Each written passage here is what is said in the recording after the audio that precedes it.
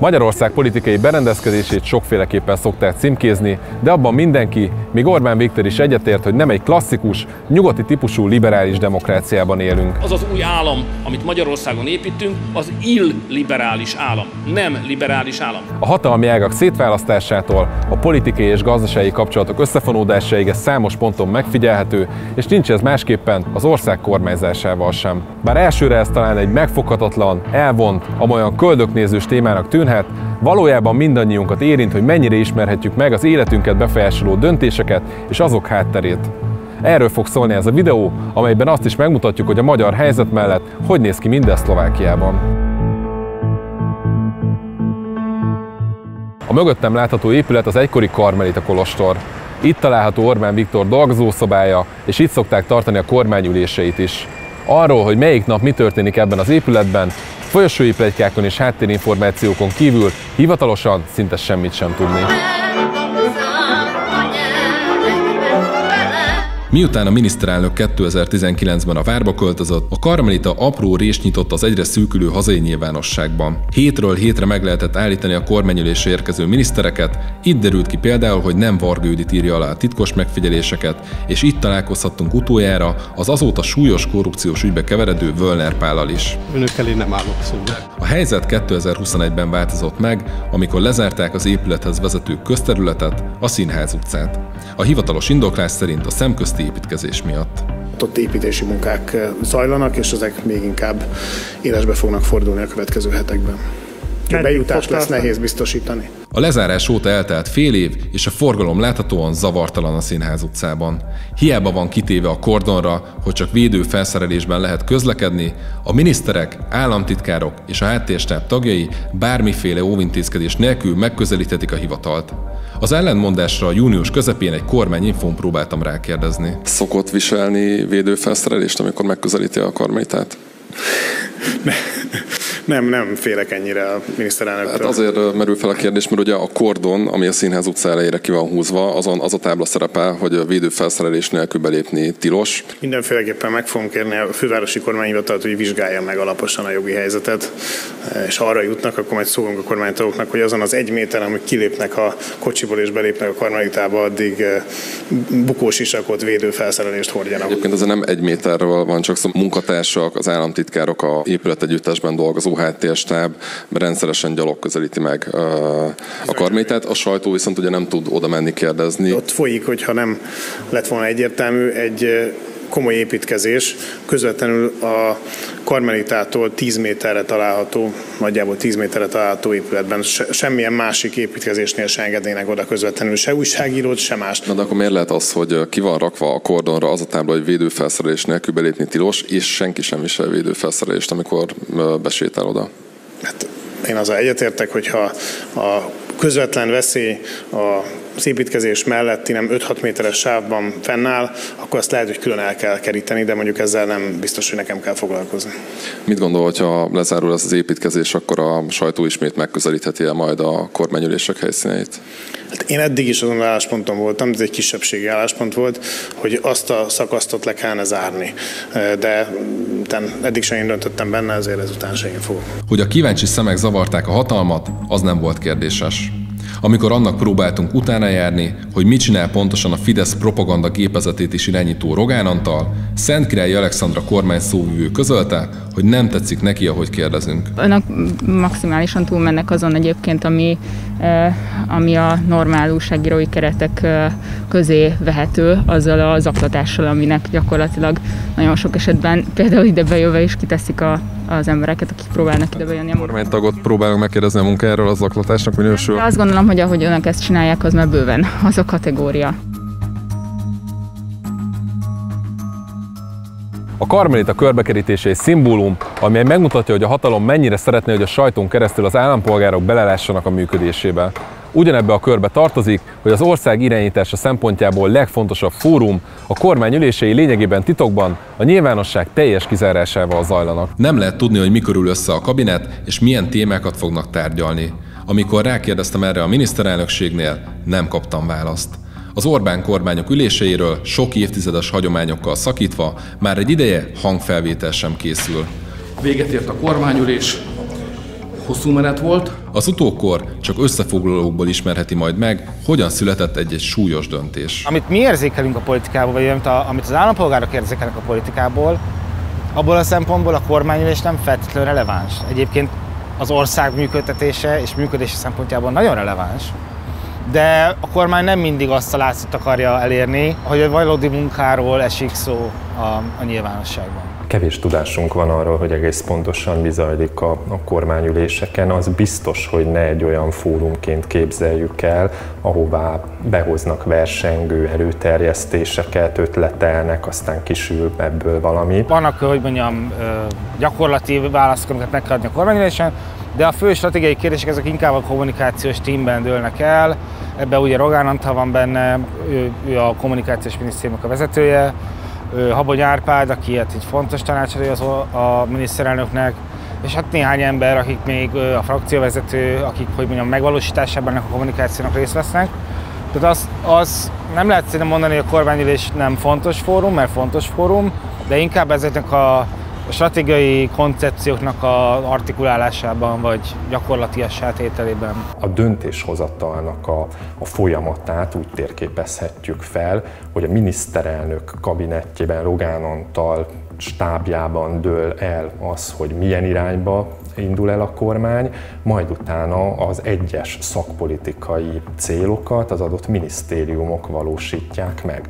És mindez nem zárja ki, hogy a kormányülésen mondjuk tényleg egy hatékony munka folyik, adott esetben vita is legyen, de az, hogy egyáltalán mi kerül napirendre, az egészen biztos a miniszterelnök környezetében dől el. A politikai csinálás és a kommunikáció nagyon sok esetben elválik egymástól, vagy az, hogy mi történik a kormányülésen, abból a közönség nem feltétlenül érzékel bármit is. Mert ha az van kiadva, hogy most migrációs válság van, és persze nyilván valamennyire van, de a kommunikáció az 85%-ban szól erről, a kormányülésen meg valószínűleg csak 25%-ban van erről szó. Tehát, hogy ezek azért nem, ez mindig egy stratégiai döntés, hogy mi az, amit a kormány, illetve a miniszterelnök és a stábja az tematizálni akar, és egy másik, hogy egyébként van egy szervezet, aminek működtetnie kell az országot.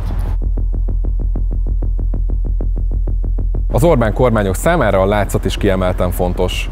A rendszer demokratikus díszleteinek szempontjából nélkülözhetetlen esemény a kormányinfó, ahol cenzúra nélkül releváns kérdéseket lehet feltenni a miniszterelnökséget vezető miniszternek, és időnként még érdemi válaszokat is lehet kapni.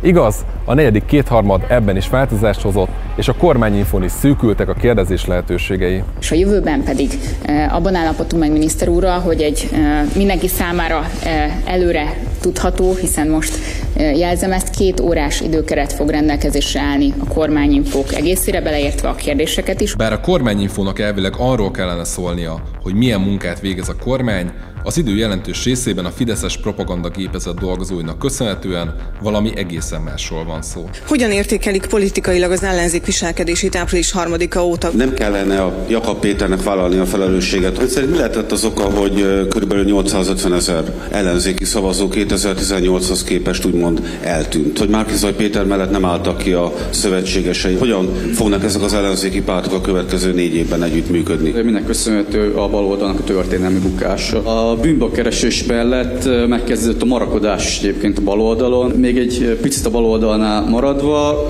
a választás óta De nem csak a politikailag irányított kérdések miatt emlékezetes a kormányinfó. Előfordult már olyan is, hogy a miniszterelnök előzetes bejelentés nélkül jelent meg a sajtótájékoztatón, így az újságírók nem készülhettek neki külön kérdésekkel. Következőben is számíthatunk arra, hogy váratlanul megjelenik a kormányinfón? Nem lesz belőle rendszer. Van egy rendszer minden évben, január elején, vagy az utolsó évzáró, vagy az első évindító sajtótájékoztatót szívesen megtartom, örömmel látom önöket. Akivel úgy látom, hogy értelmes párbeszédet tudok folytatni, azoknak szívesen adok interjút is egyébként, és arra kérem önöket, hogy érjék be belőle mennyivel. Az is emlékezetes volt, amikor a Pegazus megfigyelési botrány közepén váratlanul felbukkant Varga Judit. A miniszter mindössze pár percre jelent meg a teremben, tartott egy monológot más témában, majd lelépett.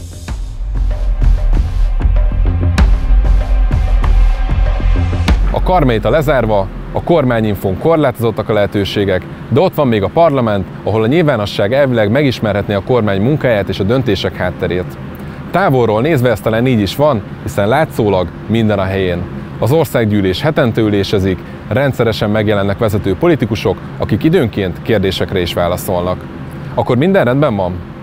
Hát nem egészen. A 2010-es Orbán kormány megalakulása után egy darabig még kis túlzással virágzott a demokratikus nyilvánosság a parlamentben. Szinte bárhol lehetett forgatni, és fontos politikusokkal lehetett akár a dolgozó szobájukban is interjúzni. Közben azonban a rendszer elkezdett keményedni. Az országgyűlés elnök ugyanis radikálisan szeretné csökkenteni a parlamentbe akkreditált újságíróknak a számát. Jelenleg több száz, körülbelül 900 ilyen akkreditált újságíró van, ezt a 130-ra szeretné csökkenteni. Az indok lesz szerint azért, hogy az országgyűlés méltósága megmaradjon, illetve állítólag az újságírók munkája is kényelmesebb lesz. Lesz egy csomó átszervezés, és forgatni sem lehet ott, ahol eddig lehetett. Nem normálisabb, hogy a képviselők megtanulnak mondjuk úgy is nyilatkozni, ha éppen nem tudnak valamit, mint hogy a médiát elzárjuk egy teljesen távoli terembe? Mély vizet itt se úgyse lehet elkerülni, erről csak ezt tudom neked mondani. A következő években Kövér László sorra tiltotta ki az újságírókat, az országház szabályait pedig addig faragta, hogy ma már az ülésterem környéke tiltott zóna, és egy nem túl frekventált társalgót leszámítva lényegében csak egy buszmegállónyi területen mozoghat a sajtó. Az ülésterembe menet könnyű elkerülni ezt a sarkot, de ha valaki arra jár, akkor is ritka, hogy érdemben megálljon nyilatkozni. Egy-egy forgatás alatt többnyire ilyen jelenetekbe szoktunk belefutni. És megállíthatjuk? Közt most KDNP-s témakörben akarjuk kérdezni. Majd legközelebb. Kérdés, megállíthatjuk? Visszafele jó, mert beszélnem kell. Mikor lesz az? Köszönöm. A külügyminiszter végül nem jött vissza. Mint ahogyan nem volt szerencsénk legutóbb Tuzson Bencével sem, akit országosan talán kevesen ismernek, pedig jelentős pozíciót visel. Ő Rogán Antal jobb keze, és ő írja például a kormányülések összefoglalóit.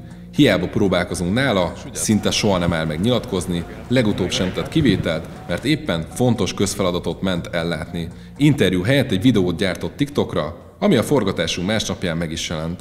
De hallottál már olyat, hogy egy pincér feje beszorul az ételliftbe? Mindez itt a parlamentben, a vadászteremben történt, 100 esztendővel ezelőtt, de szerencsére már akkor is volt orvosi ügyelet. Így megmentették. Nem kézenfekvő a magyarázat, hogy miért próbálunk egyébként rendszeresen kamerával és mikrofonnal feltenni kérdéseket a legfontosabb politikusoknak, hiszen a 2010 előtti világban még nem csinálta ezt ennyiszer a sajtó. Az volt 2010 előtt, hogy mondjuk országgyűlési képviselőket nagyon könnyű volt telefonon fölhívni, elérni, információt szerezni tőlük, államtitkárt se volt nehéz, de akár minisztert se volt nehéz akár a mobilján elérni, és jó eséllyel tudtunk velük beszélni, adtak információt, minél magasabb pozícióban volt valaki, annál szabadabban tudott értelemszerűen beszélni. Volt egy ilyen közléskényszer bennük, valahogy más volt a sajtóhoz való viszony. Azt nem mondanám, hogy mi különösebben barátiak lettünk volna, mert én úgy érzem, hogy 2010 előtt is ugyanolyan kritikusak voltunk az aktuális hatalommal, mint 2010 után. A miniszterek és a miniszterelnök ma már nem csak a sajtó számára elérhetetlen, hanem a demokratikusan megválasztott parlamenti ellenzéknek sincsen könnyű dolga, ha válaszokat akar. Az írásban feltett, szakpolitikai jellegű kérdésekre is sokszor az a válasz, hogy Gyurcsány, Brüsszel vagy Soros, de a személyesen feltett kérdésekre is sokszor hasonló minőségű felelet érkezik. Hogy van az, hogy itt terrorizmusért is körözött emberek flangálhatnak az ön közelében? Kiderült Gait Faraonról, hogy önhöz érkezett vacsorára. Kiderült Gait Faraonról, hogy az ön vejével üzletel. Hogy van ez? Magyarázza meg. És kérdésem az, hogy örökölnek-e valamit Gait Faraon vagyonából, és hogy milyen garanciát tud adni arra a magyar embereknek, hogy nem ő jelenti a legnagyobb nemzetbiztonsági kockázatot. Köszönöm szépen, képviselőasszony. A válaszra megadom a szót Orbán Viktor miniszterelnök úrnak. Parancsoljon, miniszterelnök úr, öné a szó. Milyen tisztelt elnök úr, tisztelt képviselőtársam, boldog karácsonyt kívánok!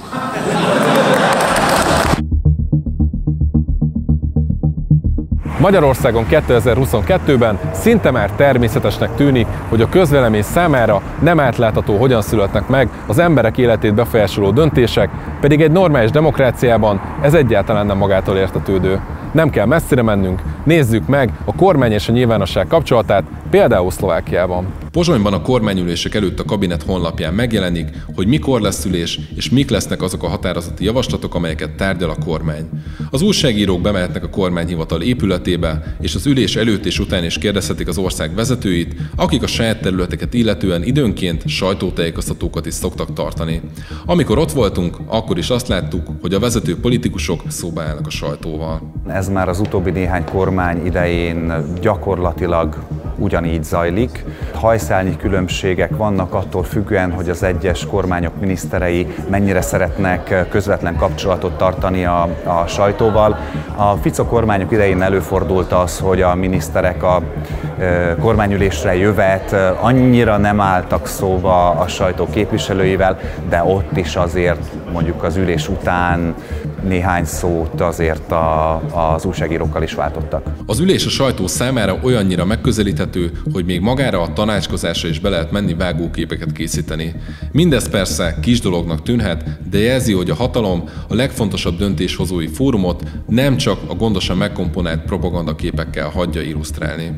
Ezen kívül előfordul az is, hogy a minisztereket elkísérhetjük a hivatalos útjaikra, akár kormánygéppel Brüsszelbe, vagy mondjuk az adott miniszteri konvojjal éppen Budapestre. Ha abból indulunk ki, hogy mely médiumok kritikusak a kormánnyal, a mögöttem látható kollégák nagy része, és ők is ugyanígy itt tartózkodhatnak a kormányülés épületében, ahol mi is itt vagyunk éppen, és ugyanúgy a szolgálati utakra, vagy hát ezekre a külföldi utakra is elkísérik az adott minisztereket, esetleg a miniszterelnököt, és ugyanúgy kritikus és éles kérdéseket tesznek föl ezeken a külföldi sajtótájékoztatókon is az illetékes minisztereknek, miniszterelnöknek. A környező országok közül nem Szlovákia az egyetlen, ahol a kormány közel engedi magához a sajtót. A szlovákhoz hasonló rendszer működik évtizedek óta Ausztriában, de Csehországban is már az ülések előtt megismerheti a nyilvánosság, hogy milyen témákat fog tárgyalni a kabinet. Ehhez képest a Fidesz egy nagyon más gyakorlatot követ. Elkezdtek 2010-ben brutálisan építkezni, illetve hát folytatták azt az építkezést, amit már 2010 előtt is elkezdtek, és ugye most látjuk ezt a sajtóbirodalmat, amit kinőtt, tehát nekik untig elég az, hogy ott van a vidéki laphálózat, az MTVA, mindent el tudnak mondani, és ha vannak máshol diszonáns hangok, azzal meg nem foglalkoznak egyszerűen. És látszik, hogy működik, mert a választási eredmények azok ezt igazolják vissza. Az más kérdés, hogy ez mennyire demokratikus gyakorlat. Az, hogy tudjuk közvetíteni a kormánynak a működését, tehát előre látjuk a kormányhatározatok tervezeteit, ezeket végig tudjuk nézni, meg tudjuk benne találni azokat a pontokat, amelyek mondjuk az olvasóinkat kifejezetten érintetik. Azt gondolom, hogy ezáltal gyakorlatilag a választópolgár is sokkal jobban követheti azt, hogy az általa megválasztott kormány az végül is mit tesz, vagy mit nem tesz. Nagyobb és komplexebb videókat csak a nézőink és az olvasóink segítségével tudunk készíteni. Ha szeretnél több ilyet látni a Telexen, akkor támogasd a munkánkat, és persze ne felejts el feliratkozni a csatornánkra sem.